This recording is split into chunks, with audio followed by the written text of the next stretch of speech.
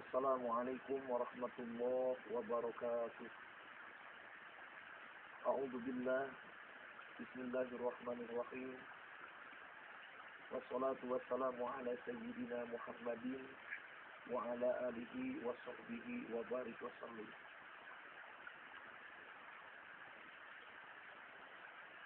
Puji dan syukur kita panjatkan kehadirat Allah Subhanahu wa taala. Shalawat dan salam semoga tetap tercurah limpahkan kepada baginda alam Kanjeng Nabi Muhammad sallallahu alaihi wasallam. Hadirin kaum muslimin rahimakumullah.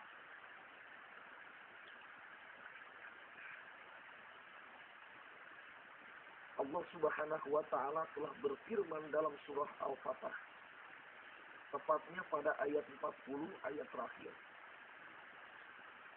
Allah berfirman dalam Al-Quran, Muhammadur Rasulullah walladina ma'ahu asidda'u 'alal kufar. Yang artinya Muhammad itu adalah utusanku. Dan Muhammad adalah sangat keras dan benci terhadap orang-orang kufar, termasuk dengan orang-orang Islam yang berbuat kekafiran. Hadirin rahimakumullah. Beberapa abad yang lalu, beberapa abad yang silam, misi yang ditekankan oleh baginda Rasulullah SAW melalui risalah yang diterimanya oleh Allah Subhanahu wa taala, yaitu adalah liputan makarimal akhlak, untuk menyempurnakan akhlak. Cuman akhlak zaman saat ini dengan zaman dulu, dengan zamannya baginda Rasulullah SAW sangat berbeda sekali. Kalau ketika masa hidupnya, zamannya Nabi Muhammad SAW, akhlak yang dibenarkan, akhlak yang diluruskan adalah mentauhidkan kepada Allah Subhanahu wa taala. Sebab banyak di antara mereka yang tidak mengakui bahwa Allah itu adalah sebagai Tuhannya, malah mereka percaya dengan apa yang mereka sembah, patung dan berhala. Maka disinilah tugas Kanjeng Muhammad yang melalui risalah yang diberikan oleh Allah Subhanahu wa taala, liutammi makarimal akhlak, menyempurnakan akhlak, mentauhidkan, meluruskan akidah dan keyakinan kepada Allah Subhanahu wa taala. Dulu yang kita tahu bahwa Rasulullah SAW dakwah dengan melalui dari pintu ke pintu, yang kita kenal dengan door to door, ataupun yang kita kenal lagi adalah dakwah secara syir, dakwah secara sembunyi-sembunyi. Namun setelah melakukan dakwah secara tersembunyi-sembunyi tersebut, akhirnya baginda Rasulullah melakukan dakwah yang kedua, yaitu sejak dengan melalui terang-terangan. Dan ini merupakan perintah dari Allah. Dan alhamdulillah, selama kurang lebih 13 tahun baginda Rasulullah dakwah di kota Mekah, disambut baik dan diterima baik semua kaumnya. Banyak orang-orang yang masuk beragama Islam. Ini adalah usaha Rasulullah. Tugas Rasulullah begitu berat. Karena mentauhidkan orang, meluruskan akidah orang, tidak semudah yang apa kita pikirkan.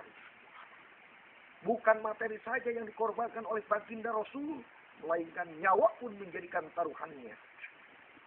Kita tahu bahwa istri yang tercinta baginda Rasulullah, yang kita kenal dengan Siti Khadijah, beliau yang kita kenal dengan orang yang sangat kaya raya, beliau yang kita kenal dengan orang yang pintar dan ahli dalam perdagangan, menikahlah baginda Rasul dengan Siti Khadijah. Setelah menikah Rasul dengan Siti Khadijah, hartanya habis, bukan dipakai berpoya-poya, tapi dipergunakan untuk memperjuangkan agama. Sukses baginda Rasul, lancar dakwahnya, karena semua materi, semua pikiran, tenaga, bahkan nyawanya dikorbankan. Alhamdulillah sampai saat ini banyak orang-orang yang menganut agama Islam. Umat baginda Rasul semakin banyak karena perjuangan keras baginda Rasulullah SAW.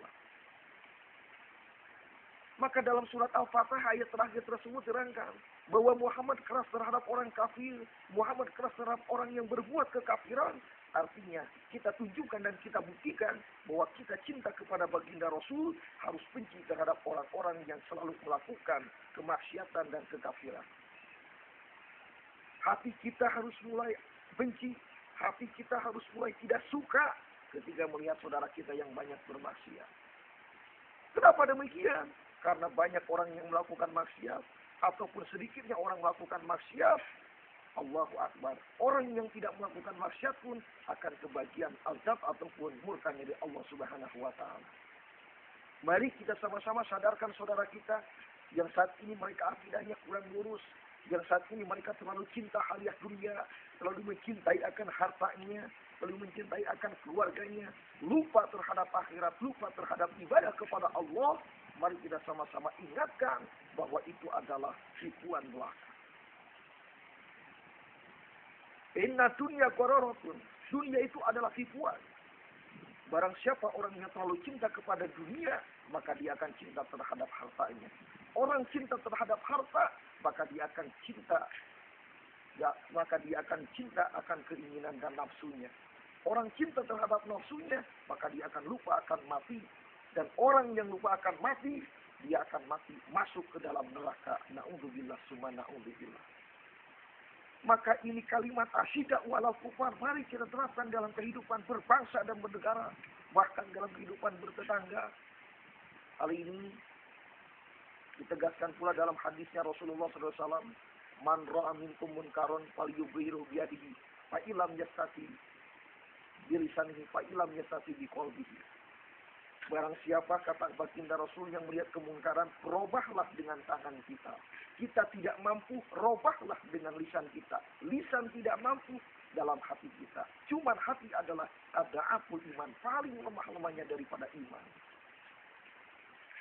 Kita tahu sekarang banyak musibah di mana-mana, longsor di puncak, banjir terus-menerus di Jakarta, tabrakan beruntun di Sukabumi, bentrokan antar warga, juga bentrokan antar aparatur pemerintahan.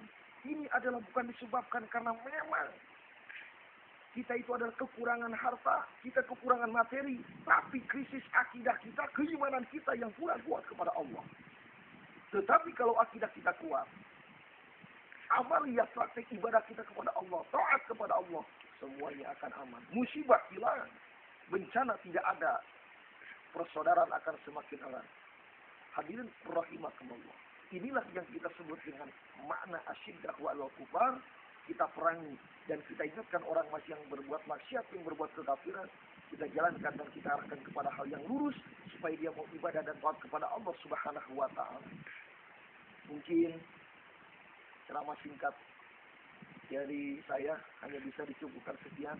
Mudah-mudahan bisa bermanfaat dan bisa diamalkan dalam kehidupan sehari-hari. InsyaAllah kita nanti bisa bertemu kembali dalam acara dan segmen yang sama bersama acara